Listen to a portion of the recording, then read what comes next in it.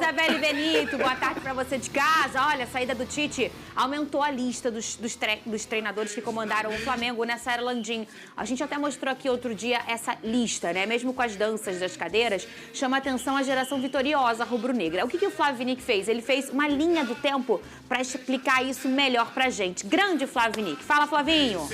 Começou a era Felipe Luiz no Flamengo na reta final de 2024. A diretoria rubro-negra aposta no ex-jogador que virou técnico esse ano para salvar a temporada. Felipe Luiz substitui Tite e se torna o 11º técnico da gestão do presidente Rodolfo Landim. As demissões com multas rescisórias custaram ao clube um total de mais de 50 milhões de reais. Pelo tamanho e a estrutura do clube, eu acho que não é tão alto. Erraram no planejamento. Abel Braga foi o primeiro treinador da atual diretoria. Pediu para sair e não gerou despesas, assim como Jorge Jesus, o mais vitorioso desse período que pagou a própria multa. Já a demissão de Domenech Torrent custou 11 milhões e 500 mil reais. A do Rogério Ceni, 3 milhões de reais. Renato Gaúcho não teve o contrato renovado. A diretoria pagou mais de 7 milhões de reais na saída do Paulo Souza. Dorival Júnior não renovou, apesar dos títulos da Libertadores e Copa do Brasil. A multa do Vitor Pereira foi a maior, 15 milhões de reais. Depois vem a do Sampaoli, 9 milhões e meio de reais. Agora, a saída do Tite custou pouco mais de 4 milhões de reais. Algumas trocas eu admito que entendo que foi realmente um erro de planejamento. Tirou o Tite para entrar o Filipinho, graças a Deus. Você pagou uma multa, mas você pode ser campeão. Você pode ser campeão. Então, se for campeão, valeu a pena um investimento da multa, né? Os dirigentes se defendem enaltecendo os títulos conquistados na gestão Landim. De 2019 para cá, foram 2 Libertadores, 2 brasileiros, uma Copa do Brasil, 4 estaduais, 2 Supercopas e uma Recopa Sul-Americana. Em relação à parte financeira, eles garantem que o clube aumentou o faturamento nos últimos 6 anos. Será que o torcedor considera essa diretoria a melhor da história do Flamengo? É a mais vitoriosa, né? Mas, na minha opinião, a do Bandeira foi a melhor. Uma das melhores eu posso dizer que sim. Em arrecadação, foi a melhor diretoria. No fim do ano, tem a eleição no Flamengo. O ambiente até lá vai depender dos resultados em campo. Um desafio e tanto para Felipe Luiz, logo no primeiro trabalho como técnico de um time profissional. Vene Casagrande, olha só. O torcedor falou ali pro Flávio Vinick o seguinte... Ih, gente, tá meio torto esse laço. Não tá não, Vini? Tá meio torto. O torcedor falou assim o seguinte ali, ó. Erro de planejamento. E você soltou aqui, ó, que planejamento? Pois é. Por quê, Vene? Se a gente for parar e analisar, Fernandinha, não teve um planejamento, né? Para mim, uma grande crítica que eu tenho à gestão Rodolfo Landim é que planejamento esportivo nunca teve. E eu acho que esse bom VT do Flávio Vinick, inclusive, parabéns ao Flavinho pelo VT, mostra muito bem isso. Em determinados momentos, as escolhas dos treinadores, a gente parava e analisava. Por que esse treinador está sendo escolhido? Até aqui em off a gente estava debatendo sobre isso. Por exemplo, quando veio o Domenech, pós-Jorge Jesus. Para mim, o maior absurdo foi quando veio o Vitor Pereira, sendo que o Flamengo tinha à sua disposição nada mais, nada menos que o Dorival Júnior, que tinha acabado de ser campeão tanto da Copa do Brasil quanto da Libertadores e, querendo ou não, até fez uma boa campanha no Campeonato Brasileiro na medida do possível. E aí a diretoria opta por não renovar com o Dorival Júnior e trazer o Vitor Pereira, treinador esse que perdeu para o Dorival Júnior tanto na Libertadores quanto na Copa do Brasil. O saldo do Dorival foi, ele ganhou Copa do Brasil. Copa do Brasil e Libertadores. Exatamente. E, querendo ou não, venceu do Vitor Pereira tanto na Libertadores, se eu não me engano, na semifinal, quanto o Corinthians, e venceu a final da Copa do Brasil contra o próprio Corinthians com o Vitor Pereira. Lembra pra mim, quantos títulos tem na era Landim? Tem. São vários. O brasileiro brasileiro. O brasileiro e a Libertadores de 19 com Jorge Jesus. Tem Supercopa do Brasil. A Supercopa. Aí tem o brasileiro com Rogério Ceni. Sim. Né? E depois o a Copa do Brasil e a Libertadores com o Dorival. Com o Dorival, Eu exatamente. pergunto isso pelo seguinte, pra gente tentar fazer dar uma análise de todos dos rostinhos que estão por aqui, os únicos que levantaram taça, esse, Jorge Jesus. esse e esse, tá? Sim. E aí, dos 3 que levantaram taça... O Tite também levantou o Campeonato Carioca, né? Não deixa de ser. Sim, mas vamos falar de tudo título bem, grande? beleza. Vamos ver. 2 Libertadores, 2 brasileiros, um com o Rogério, com o Jesus, 4 cariocas, mas vamos falar de título grandão. Beleza. 2 Supercopa e uma Recopa, que são respingos do que foi feito numa temporada, Supercopa e a Recopa. Sim. Aí a gente olhou o Jesus, o Ceni e o Dorival Júnior. De todo mundo aqui, são eles 3 que levantaram taça, porque esses 2 levantaram 2. Sim. Esse aqui é um ponto fora da curva de tudo que aconteceu aqui. Sim. Ele foi um casamento que deu certo na história do futebol, não estamos nem falando só de Flamengo. Esse aqui fez um trabalho em que ele fez um bom trabalho, mas que também ele pegou jogadores voando como um Gabigol, por exemplo, no auge, na minha opinião, da sua carreira, O Gabigol né? comeu a bola desse campeonato brasileiro aí. Exatamente. E Comeu a esse bola. cara aqui que chegou para resolver um monte de problema e resolveu, e que de todos eles, ele foi o mais injustiçado, Vene. Com certeza. E se a gente for parar e analisar, por exemplo, o Jorge Jesus, quando ele chegou, ele teve tempo para trabalhar, porque muita gente não lembra disso, mas ele teve ali um período de 1 mês, se eu não me engano, era a Copa América que estava Sim. acontecendo. Ele teve 1 mês para preparar a equipe. O Dorival Júnior, ele chega sem nenhum legado, ele não teve tempo para trabalhar a equipe. Muito pelo contrário, ele teve muito pouco tempo. E a corda no pescoço. A corda no pescoço, uma cobrança muito grande, inclusive uma cobrança da própria torcida, que na ocasião foi contra a vinda dele, porque ele era treinador do Ceará. Todo mundo falava isso, até mesmo em tom de preconceito. Ah, como que um treinador do Ceará vai assumir o Flamengo no meio da temporada e vai dar certo? E deu certo. Tanto é que ele conquistou Sim. 2 taças e fez uma campanha razoável no Campeonato Brasileiro, diante de um cenário totalmente bagunçado. O Paulo Souza não deixou nenhum legado para o Dorival Júnior, Pelo contrário, né? Deixou uma bagunça danada, mentira. Deixou um telão lá que na ocasião todo mundo bateu palma quando veio o telão. Foi bom. E apenas isso. Então, assim, eu gosto muito de ressaltar o trabalho do Jorge Jesus, por motivos óbvios, para mim, é o grande treinador que eu vi como treinador do Flamengo, e o Dorival Júnior, pelo que ele fez aqui à frente do Flamengo. Não foi um feito fácil, todo mundo brincava, mas o feijão com arroz dele foi um feijão com arroz muito maravilhoso, com um tempero super especial. E eu adoro! Pois é. Gente, tem um prato melhor na vida do que um feijão com arroz? É um básico muito bem feito, e a diretoria, nada mais, nada menos, deu um pé na bunda do treinador para trazer o Vitor Pereira, que fez um trabalho terrível à frente do Flamengo, tanto é que foi demitido, mas recebeu a multa rescisória mais alta durante essa gestão aí, que foi de 15 milhões de reais. E aí a gente está falando de todo mundo aqui, 3 que venceram, 2 com propriedade, o Jesus porque fez história aí no futebol brasileiro, ou Pedrosa, e o Dorival, que como o Vene já disse, com o carro andando trocou o pneu, resolveu, e na minha opinião, se você for parar para pensar em eficiência, em o que é receber um Flamengo com problema, com a torcida em cima, que foi o que aconteceu na hora que o Dorival chegou, de todo mundo aqui, o que foi vitorioso, o Dorival é que foi o mais eficiente, se a gente for parar para pensar de como o clima estava quando ele chegou. E mesmo assim, ele foi o mais injustiçado em sua saída, Pedrosa.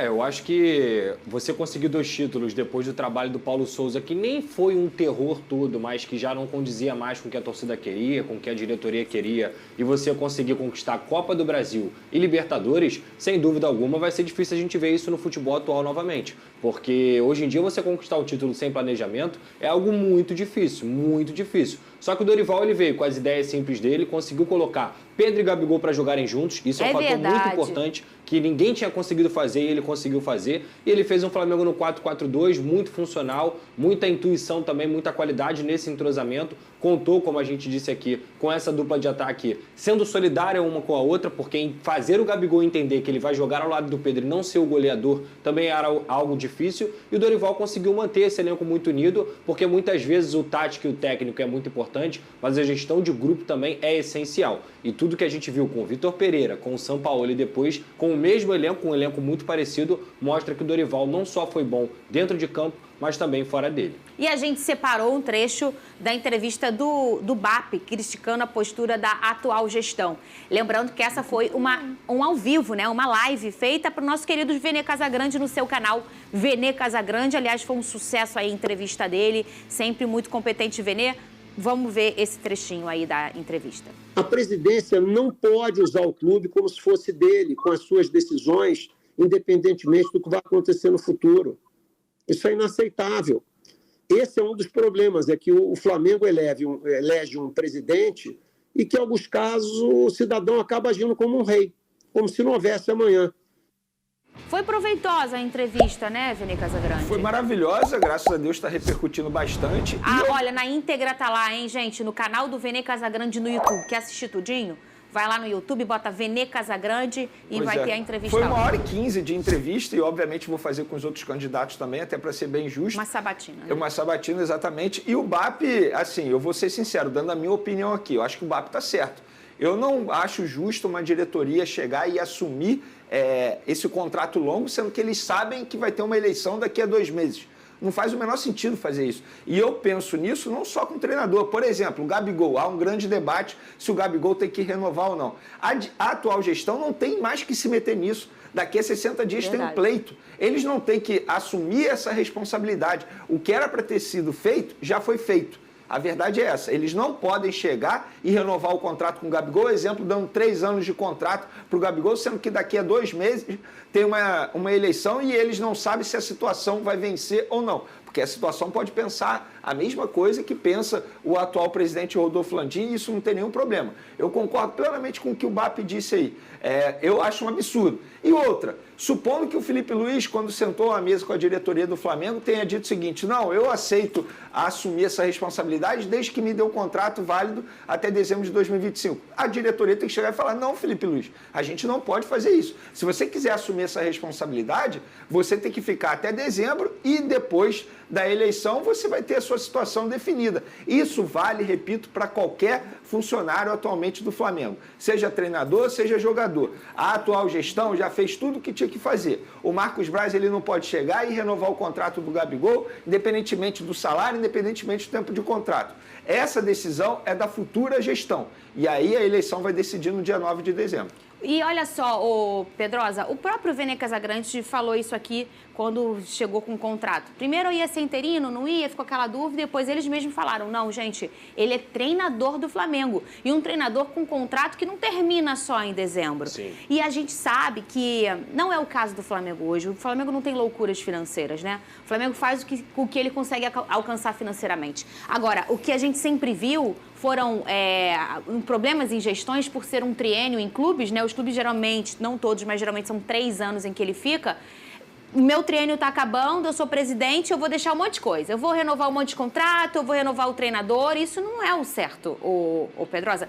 Não é proibido, perfeito? Mas não é o certo, né? Não só dentro de campo, mas também fora dele. Você vai assinar um contrato de patrocínio longo, como aconteceu, por exemplo, na época do Alexandre Campeiro. Ele assinou um contrato longo com a fornecedora de material esportivo e a próxima gestão ficou de mãos atadas dentro do Vasco da Gama. Você não pode fazer isso, porque você está onerando o clube. E você está onerando também o poder de gestão da próxima diretoria que vai chegar, porque ela tem o direito de tomar decisões. Aí depois ela vai ficar sendo cobrada por coisas que foram feitas no passado e que ela nem tinha culpa. Então eu acho que tanto o treinador, quanto o jogador, quanto o patrocinador, nada disso deveria ser de contrato longo. Se você quer manter o Felipe Luiz, a não ser que você coloque uma cláusula de rescisão de a nova gestão pode rescindir seu contrato a qualquer momento. Aí é uma coisa que você protege o clube de uma forma geral. Agora, assinar contratos longos no final de gestão, para mim isso é completamente errado. Inclusive, Fernandinha, nesse mesmo trecho eu questionei o BAP sobre a continuidade do Felipe Luiz, porque ele pode muito bem, caso ele vença o pleito, ele decidir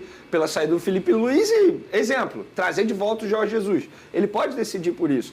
E aí ele disse que não garante a permanência do Felipe Luiz, e tá certo ele dizer isso. Você não pode garantir. Você não sabe como que será o desempenho do Felipe Luiz. Você falou da multa? É alta, não? Eu não sei o valor da multa, mas a atual gestão, leia-se Marcos Braz, garante que a multa é bem baixa. Independentemente do valor da multa. Não é justo você colocar uma multa para a futura gestão pagar. E aí, muitos torcedores criticando a declaração dele, dizendo: não garantiu o Felipe Luiz, isso é um absurdo. Gente, não é porque Felipe Luiz teve 2 jogos bons, com 2 vitórias, que agora ele dá super certo, é o novo Jorge Jesus. Também não é assim. A grande verdade é o seguinte: se ele tivesse falado isso depois de 2 derrotas de Felipe Luiz, estava todo mundo elogiando a declaração dele. Então não adianta ser engenheiro de obra pronta. Eu acho que o candidato, independentemente seja o BAP, Maurício Gomes de Matos, ou até mesmo o Rodrigo Duns, que é o candidato da situação, eles não não tem que garantir a permanência do Felipe Luiz. Errado é quem deu um contrato longo para ele, sabendo que daqui a alguns dias tem uma eleição presidencial e aí vai ser decidida a nova gestão no próximo triênio. É porque dentro da cabeça do torcedor tem a paixão, né? E a paixão ela é sempre imediata, tudo o que está acontecendo agora, né? O passional é por aí que funciona. Mas se você for parar para pensar fora com a sua cabeça, aí para você que é torcedor do Flamengo, fora da sua cabeça clubista, e assim, um recorte de 2 jogos apenas, ele pode ser campeão de tudo ou ser campeão de nada, mas não é assim que deveria funcionar.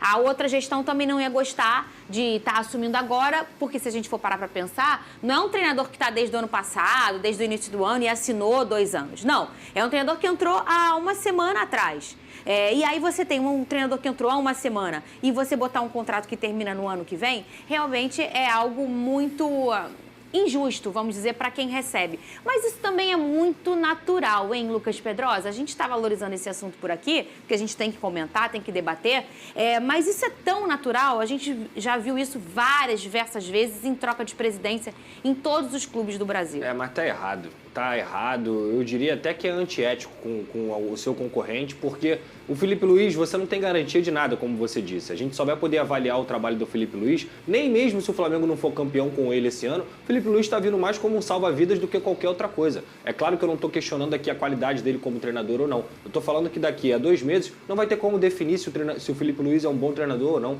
Ele deveria começar um trabalho, ele deveria ter tranquilidade para montar o elenco. Nenhum técnico pode ser definido em 2 meses, se ele é bom ou ele é ruim. O que o Felipe Luiz está tentando fazer, repito, é salvar a temporada do Flamengo, que até o momento aqui é uma temporada ruim. É uma temporada ruim para os investimentos que tem, para o tamanho que tem o Flamengo. Então, mesmo se ganhar, o Felipe Luiz não vai ser o melhor. E mesmo se perder, ele também não vai ser o pior. Não tem como definir um treinador em 2 meses. Quer um exemplo? No próprio Flamengo, o Tite chegou na temporada passada nesse mesmo tempo.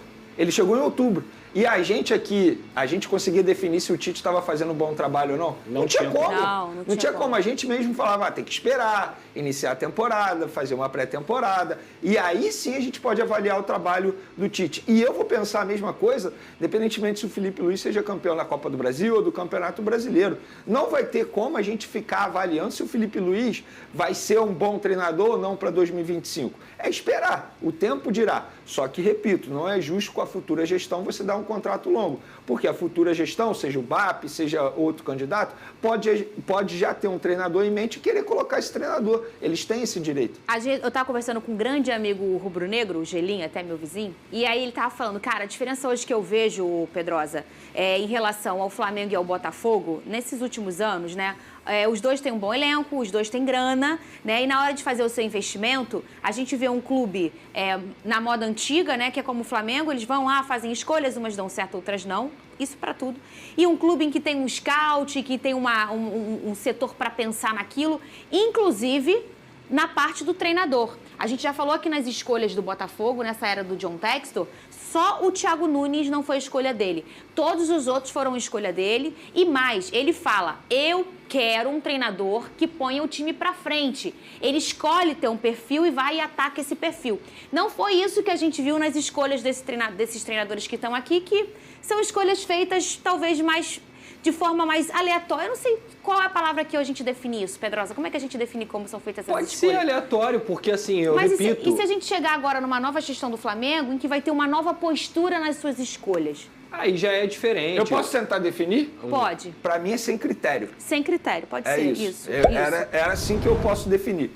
É porque, na verdade, a diretoria do Flamengo, ela sempre apostou, repito, com essa sombra que deixou o Jorge Jesus, porque o Jorge Jesus deixou uma sombra, por mais que a campanha dele tenha sido histórica, todos os técnicos que assumiam o Flamengo tinham a sombra do Jorge Jesus, não só pela diretoria, mas também pela torcida, elas não tiveram o suporte, muitas vezes, de quem estava comandando. Gente, tiveram um soco na cara dentro do CT. Então, assim, a gente ficar culpando só os treinadores não faz sentido. A gente tem que culpar a bagunça que foi o Flamengo em muitos momentos nessa diretoria. E que a diretoria do Flamengo sempre buscou um treinador para quê? Para blindar o futebol, para blindar o elenco e fazer o Flamengo ganhar novamente. Já falei aqui, para mim, a escolha do Tite, ela foi uma escolha correta. O Flamengo não errou nessa escolha. O trabalho dele ter dado errado não quer dizer que naquele momento ele errou na escolha. Tinha um grande treinador que tinha acabado de sair de 2 Copas do Mundo que estava livre no mercado, o Flamengo foi lá e buscou. Só que a esperança dessa diretoria era novamente ter um Jorge Jesus 2.0 para poder blindar situações que a própria diretoria não consegue corrigir. Mas, para mim, teve erro de planejamento no início da temporada, não só na questão esportiva, quando você prioriza Campeonato Carioca e, repito, caga para a fase de grupos da Libertadores. Teve erro de planejamento na janela de transferências, quando o Flamengo só foi correr para a janela no fim de agosto, e enquanto o Botafogo, como você citou, já estava em julho com os seus reforços. Então, assim, eram muitos e muitos erros que não tem a ver só com o técnico, tem a ver com a diretoria. Olha, no Brasileiro, o pensamento do vascaíno deixou de ser a